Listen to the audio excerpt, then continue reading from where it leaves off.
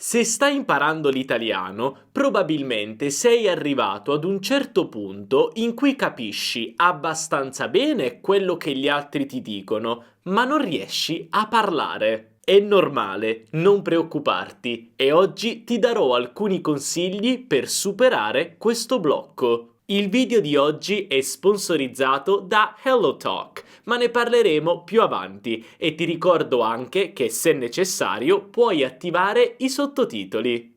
Ciao a tutti e benvenuti in un nuovo video. Io sono Stefano e sono un insegnante di italiano per stranieri. Nel video di oggi voglio darti alcuni consigli pratici per superare quel blocco che tutte le persone che imparano una nuova lingua hanno ad un certo punto: parlare. Stai studiando l'italiano, capisci abbastanza bene quello che gli altri dicono, ma le parole non escono dalla bocca. Perché? E onestamente lo capisco, è un senso di frustrazione enorme. Allora, ascolta attentamente questi consigli. Iniziamo dal primo. Esporsi alla lingua in modo passivo. Esporsi alla lingua è molto importante per saperla parlare. Infatti ricorda che le lingue non sono semplicemente conoscenza, ma sono delle vere e proprie abilità. Quindi, anche se tu conosci molto bene la grammatica, conosci tante parole, quindi hai un vocabolario abbastanza grande,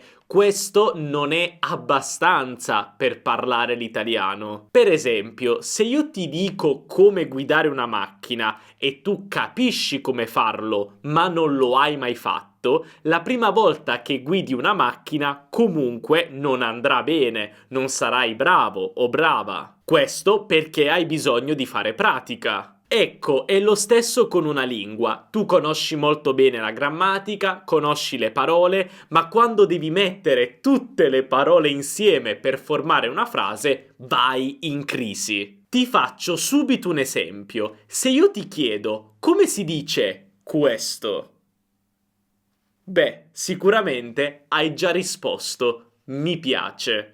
Ma se invece ti chiedo come si dice questo, panico! Probabilmente hai risposto, in quel caso complimenti. Comunque si dice gli piace. Ma perché era così facile dire mi piace e così difficile dire gli piace? Beh, per un semplice motivo. Tu hai detto tantissime volte probabilmente l'espressione mi piace, ma l'hai anche ascoltata tantissime volte. Quindi il tuo cervello era molto pronto a dire mi piace, invece per gli piace dovevi pensare. Questo perché il nostro cervello preferisce lavorare con delle espressioni ricorrenti che siamo abituati a sentire, piuttosto che andare a cercare nella memoria a lungo termine la costruzione grammaticale di piacere. Quindi, dato che hai sentito 1000 volte mi piace, è più facile dire mi piace. Ed ecco perché è importante essere esposti alla lingua in modo passivo, perché così tu sentirai spesso parole ed espressioni e di conseguenza sarà più facile usarle nella conversazione di tutti i giorni.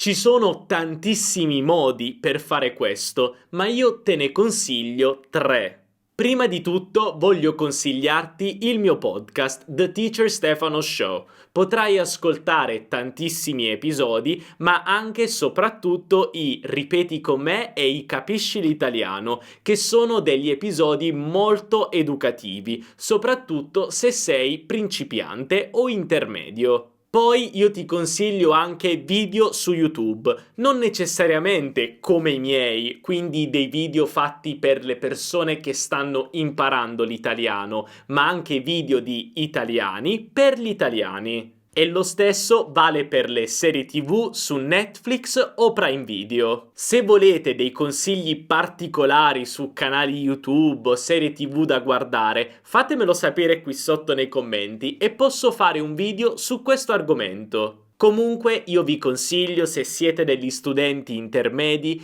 di concentrarvi anche su contenuti di italiani fatti per italiani. Questo vi permetterà di ascoltare un italiano più difficile e quindi riuscirete a migliorare sicuramente. Ora passiamo al consiglio numero 2: esporsi alla lingua in modo attivo. Come vi ho detto prima, la lingua non è solo conoscenza, ma è un'abilità. E come per la macchina dobbiamo guidare per imparare a guidare, dobbiamo parlare per imparare a parlare. E come possiamo fare questo? Beh, sicuramente se hai famiglia in Italia, hai amici italiani, puoi iniziare a parlare con loro. Ma se non conosci nessuno, allora ho la soluzione perfetta per te, e questa soluzione si chiama HelloTalk.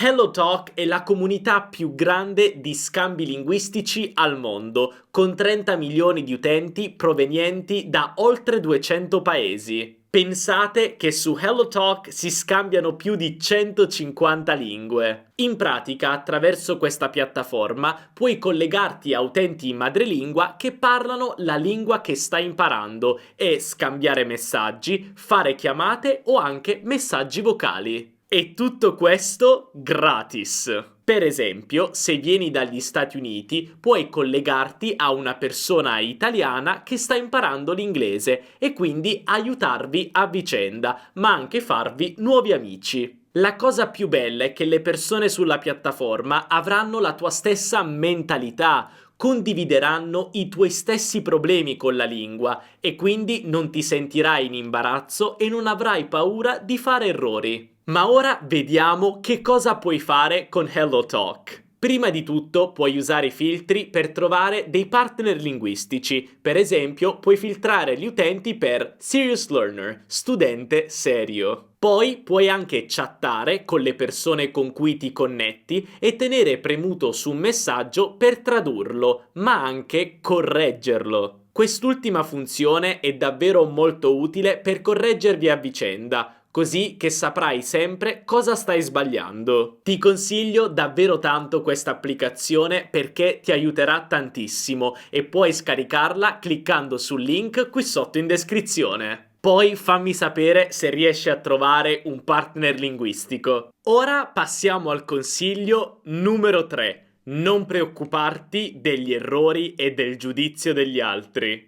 Uno dei motivi più frequenti per cui le persone non riescono a parlare è perché hanno paura di fare errori. Prima di tutto, come diciamo in italiano, sbagliando si impara, quindi fare errori è fondamentale per imparare. Ma quando stai parlando con qualcuno non devi avere paura di fare errori e fregatene del giudizio degli altri. Certo, ci saranno sicuramente in Italia delle persone che quando ti sentiranno parlare inizieranno a parlare in inglese. È una cosa che odio gli italiani che fanno questo. Ma tu non preoccuparti, continua a parlare in italiano e chiedi a queste persone di parlare in italiano perché tu lo stai imparando e hai bisogno di fare pratica. E poi, nella maggior parte dei casi, non vedrai mai più quella persona, quindi non preoccuparti, parla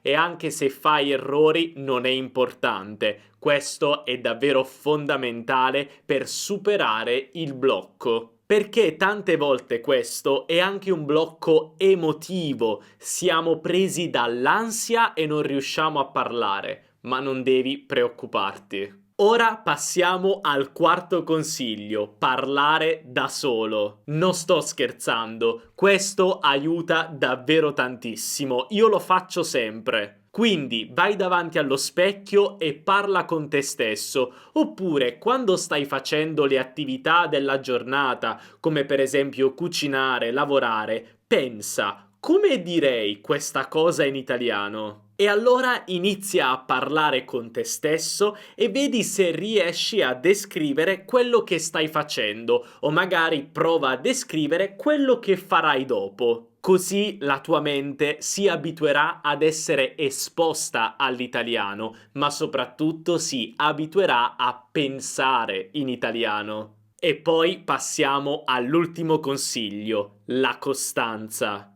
Questo è il consiglio più importante, la costanza è fondamentale. Sarebbe bene studiare la lingua tutti i giorni, anche mezz'ora al giorno, ma se proprio non riesci tutti i giorni, studiala almeno 3 o 4 volte a settimana. Studiare per esempio solo un'ora alla settimana davvero non ha senso. Pensiamo di nuovo all'esempio della macchina. Se tu guidassi la macchina solo per un'ora alla settimana, riusciresti a imparare a guidare? Probabilmente sì, imparerai, ma ci metterai tantissimo tempo. Invece, se guidi tutti i giorni, anche solo per mezz'ora, sono sicuro che imparerai in pochissimo tempo. Beh, è esattamente lo stesso con le lingue. E anche ricorda che non stai studiando per un esame. Le cose che impari oggi ti serviranno per sempre in italiano, non soltanto per il giorno dell'esame. Quindi noi dobbiamo lavorare sulla memoria a lungo termine e l'unico modo per svilupparla è la costanza e la ripetizione. Ma ovviamente la cosa più importante è la determinazione,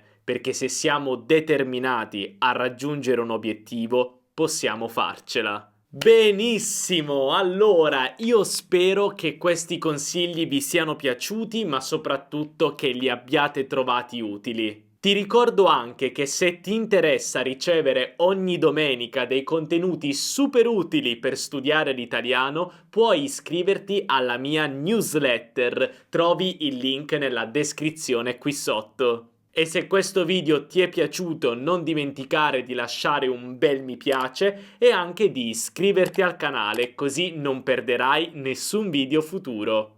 E adesso prova a scrivere qui sotto nei commenti una frase di incoraggiamento per te stesso o te stessa e anche per tutti gli altri studenti di italiano. Incoraggiatevi qui sotto, l'uno con l'altro, perché tutti riuscirete a imparare la mia bellissima lingua, l'italiano. Allora, un abbraccio dall'Italia. Ciao!